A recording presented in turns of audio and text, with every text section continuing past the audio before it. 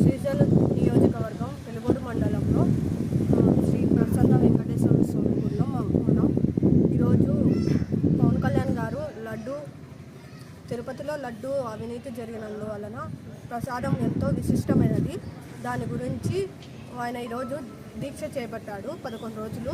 దానికి సంబంధించి సంఘీభావం తెలపడానికి దీక్షకి మేమందరం ఈరోజు టీడీపీ వాళ్ళు ప్లస్ జనసేన వాళ్ళు మేము సంఘీభావం తెలపడానికి మేము ఇక్కడికి వచ్చాము. పూజా కార్యక్రమం విజయవంతంగా చేసుకున్నాం.